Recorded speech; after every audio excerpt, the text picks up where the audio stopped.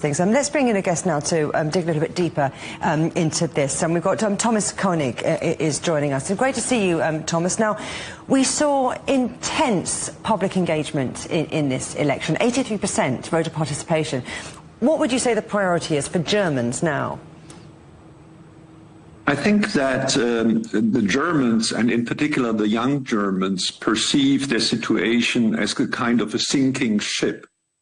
And in order to prevent from sinking, they are interested in policy change. So they want to have a kind of a change in the direction in the economy, in migration politics, but also they are concerned about security issues. Now, Merz made big promises in his campaign on fixing the economy. We didn't get much detail, and now we've seen this sharp rightward shift. It isn't going to be easy, is it, for him to form a coalition? On the one hand, yes, it's really difficult because as we experienced, the campaign really changed. So we had two periods. The first was very, let's say, even a little bit boring. There were no activities after the breakdown of the coalition.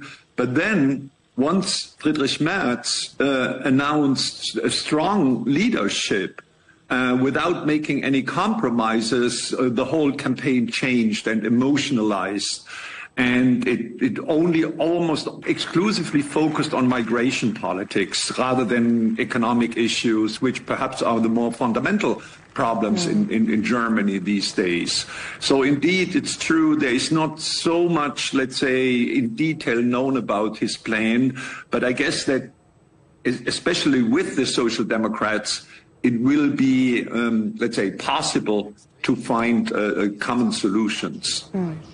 Something else which I think was quite unusual for a European election was this big focus on foreign policy. You know, Merz kind of had a reputation as a transatlanticist, but just before the election he said Europe should be able to pay for defence without the US. What's your outlook?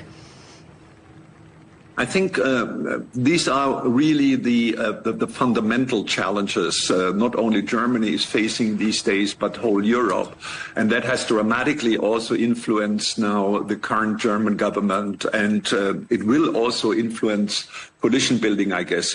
On the one hand, it will perhaps even make it easier to fight together again, because the outside pressure is so high. So there is Russia on the one hand, and more or less a failing Ukraine situation.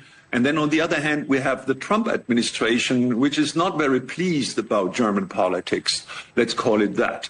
So, but both increase the pressure for the two parties to form a coalition in short time, right? I think that it's on the one hand, it's a big challenge. On the other hand, it might even help to find a common government.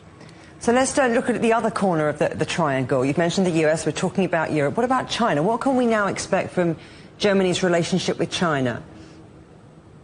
It's hard to predict because what we observe, at least, or what we can speculate about, is that the Trump administration is trying to please Russia in order to get it out of the collaboration with China and other BRIC states. So in that sense, more or less, I mean, the old phrase is the enemy of the enemy is your friend, right? Now the question is, who is our enemy in the future? Is it the United States? Is it China? Should we have both as enemies? So it's a little bit vague at the moment how Germany will respond.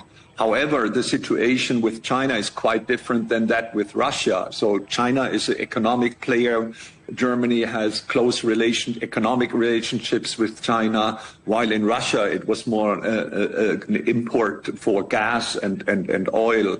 So it's a quite different situation, but sometimes people here try to compare it, so the dependency from China and Russia. Thomas König, a pleasure to talk to you. Thank you very much. That's Thomas König, a professor of political science at the University of Mannheim.